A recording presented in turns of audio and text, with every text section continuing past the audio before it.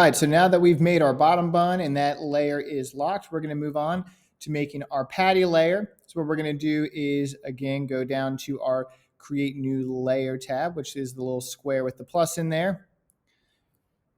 Now we need to rename where it says Layer 1 by double-clicking it, and we're going to call this Patty, P-A-T-T-Y.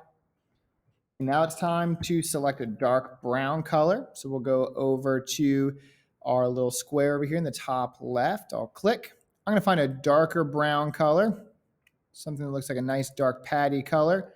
Once I have a nice dark brown, I'll hit OK. And now we're going to do the same thing. We're going to just draw in our patty. Now, again, spend time working on your patty. Now, if you end up building your burger and you're not happy with the way that it looks, you can always go back to that layer and unlock it. And then you can then make any changes you want. Now, again, if your brush size is too big, feel free to go up to your brush options. So right now mine's set to 9.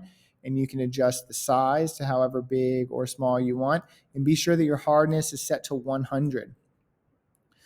You can also get to your brush size options by holding Control on your keyboard and clicking, and that'll give you this option here. So then that way you can just adjust your brush size from there as well. And then to get that menu to go away, all you need to do is just start painting again. Now, again, be sure you spend some time cleaning this up, making sure that it looks good and that you've spent some time on it.